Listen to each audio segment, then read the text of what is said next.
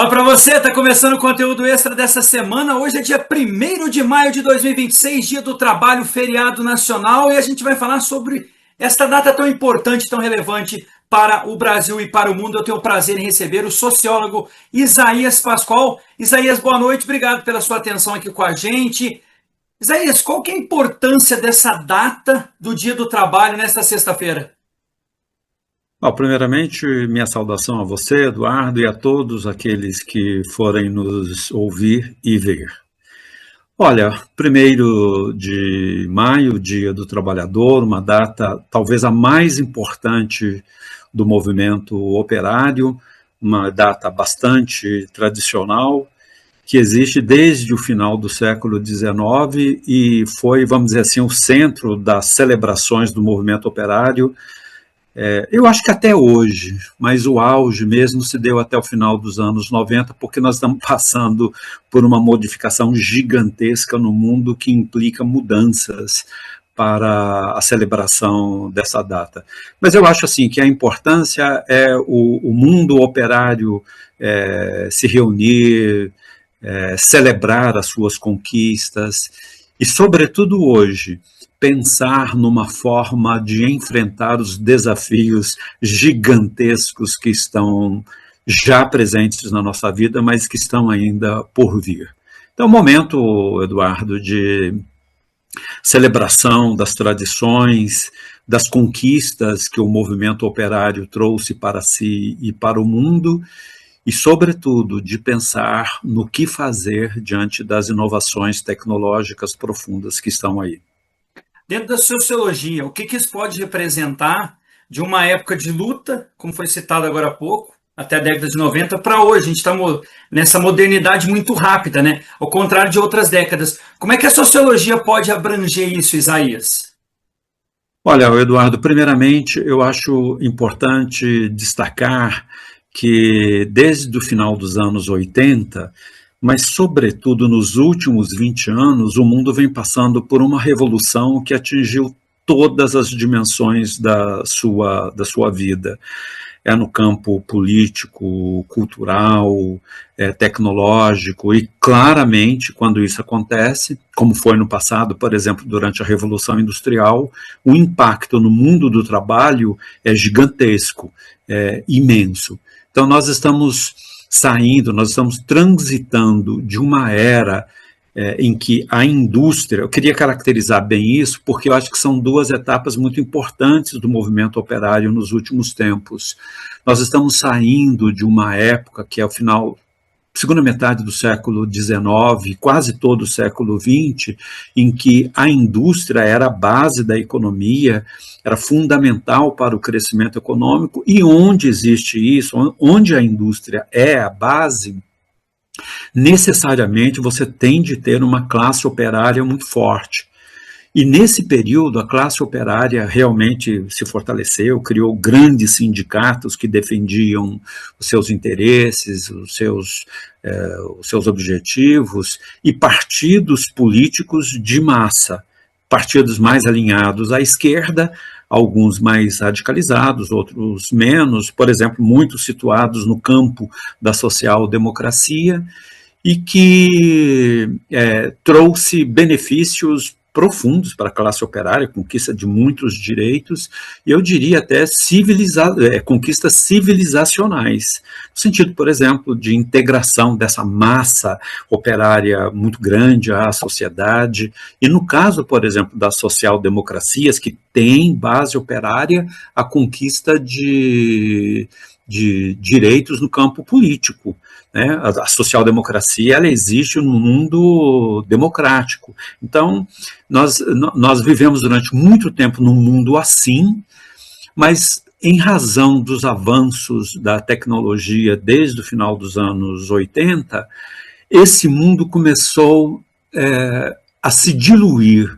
Nós estamos assistindo a uma fragilização das bases industriais no mundo e, consequentemente, a um desmanche das estruturas que defendiam o movimento operário.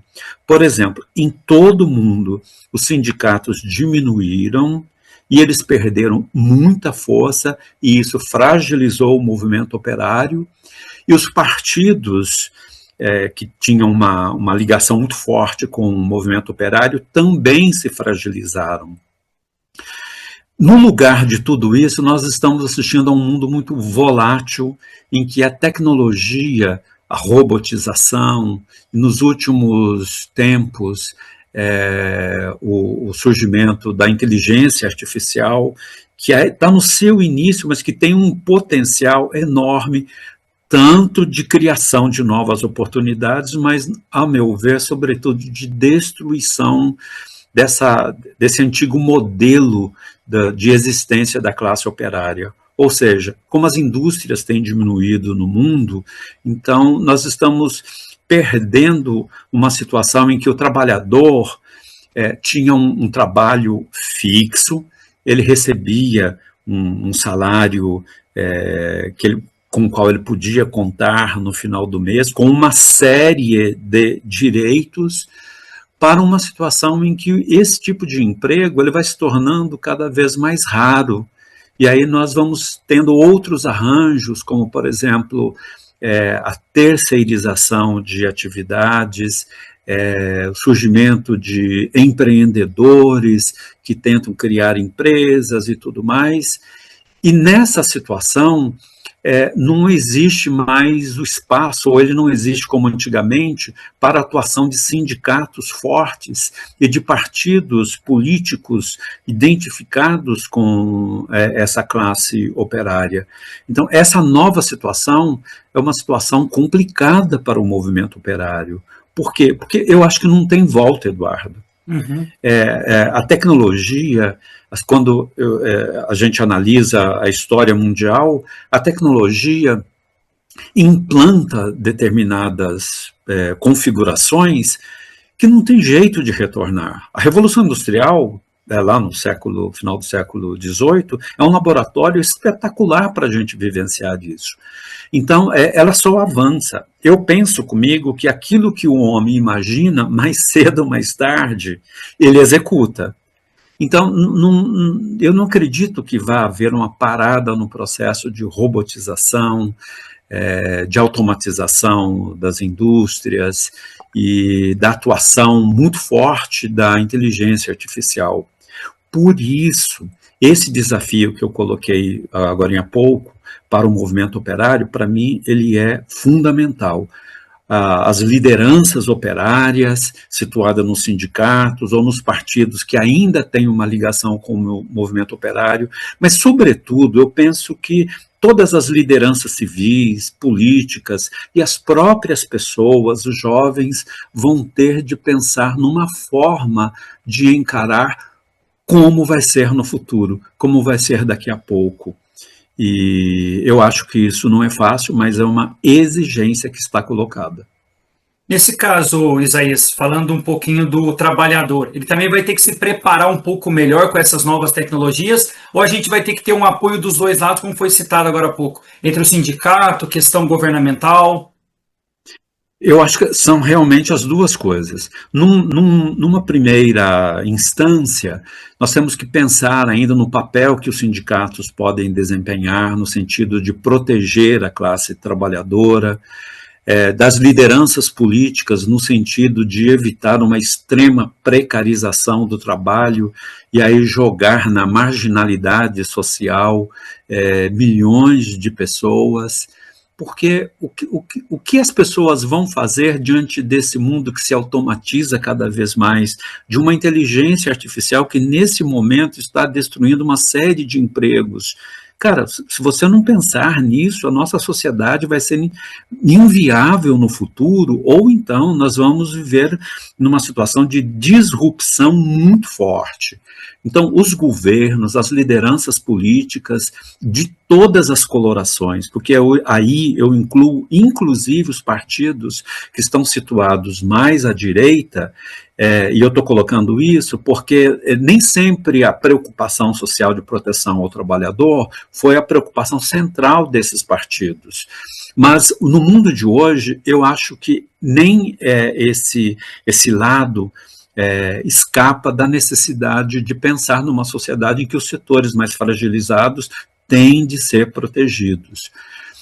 Essa é uma dimensão. Mas a outra, que eu julgo a mais importante, até porque, Eduardo, eu sou professor, hoje eu estou aposentado, mas eu sou professor, fui professor durante 43 anos, e para mim, essa questão, ela é central. Há que pensar numa forma de preparar as novas gerações para enfrentar esse mundo volátil de tecnologia que renova tudo de maneira muito rápida, para ajudar essas pessoas a se inserirem melhor no mercado de trabalho. E nesse ponto, a educação joga um processo fundamental. É preciso preparar essas novas gerações para ter as habilidades que esse novo mundo exige. E aí, dentro das escolas, sobretudo das escolas de ensino médio, mas não só elas, os cursos superiores, por exemplo, têm um papel gigantesco a desempenhar. Eu não coloquei aqui a educação fundamental, de primeiro até o 9º ano, porque eu acho que aí é o momento em que a pessoa que está ali na escola tende a adquirir uma formação básica essencial, sem a qual a formação profissional se torna muito precária. Mas já no ensino médio e no ensino superior, há uma necessidade muito grande de investir, de incentivar o caminho para a educação de perfil mais técnico, no caso do ensino médio, e tecnológico, no caso do ensino superior. Aqui no Brasil, isso é um desafio muito grande, porque a nossa educação ela tem uma qualidade muito ruim em todos os níveis, e a educação com perfil técnico no ensino médio, tecnológico no ensino superior, ela está ainda no início, porque existiu, e eu acho que ainda existe um preconceito em relação à formação técnica. Isso é um erro.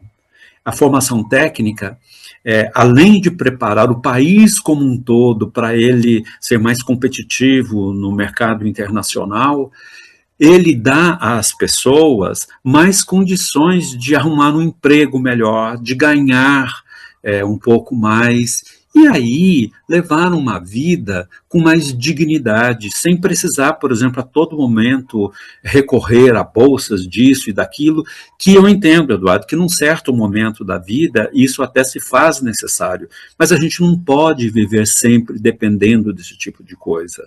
Então, os estudos mostram que a melhor maneira de promover as pessoas, de permitir a elas um senso de dignidade pessoal e de vivência da cidadania é por meio de um trabalho qualificado, em que as pessoas ganham o suficiente para levar uma vida digna, e algumas até mesmo para ter um pouco mais aí de recursos e se aventurar em outras coisas.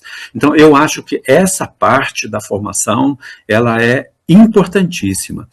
Eu acho até que no caso, por exemplo, da formação técnica, nós avançamos bastante desde os anos 90 com o governo Fernando Henrique Cardoso, e nos governos do PT isso também cresceu bastante, mas a gente não pode parar. O problema é que, infelizmente, nós vivemos numa situação já há bastante tempo no país de muita confusão institucional, como, por exemplo, nós estamos passando hoje.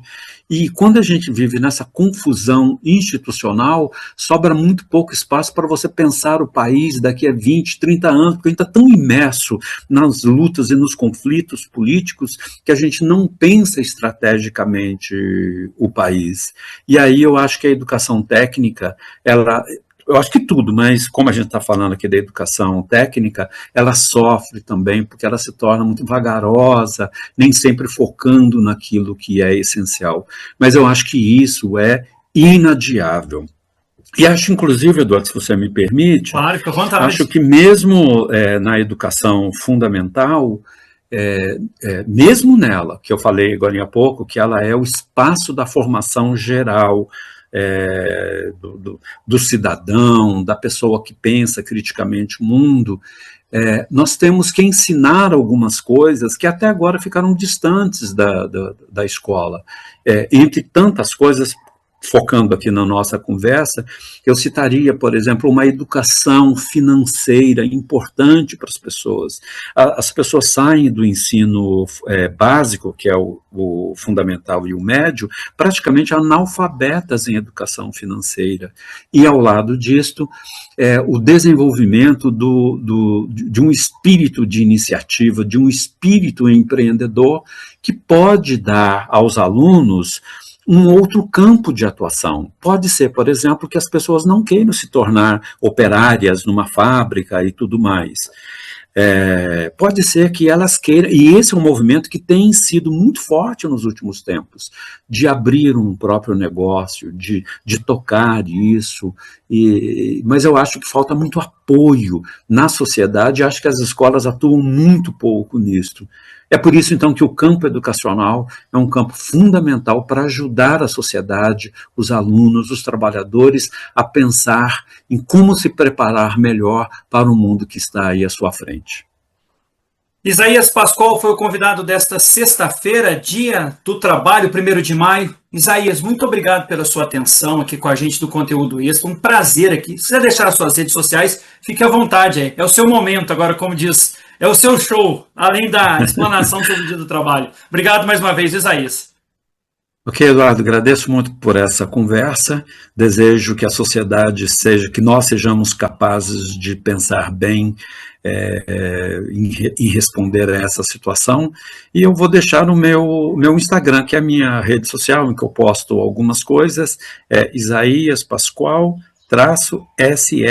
Tá certo. Muito obrigado ao Isaías. É isso que a vida tem de melhor, conhecer pessoas como Isaías Pascoal, sociólogo, que pôde explanar para a gente sobre o 1º de maio. A todos uma excelente semana. Até a próxima sexta-feira. Tchau, tchau.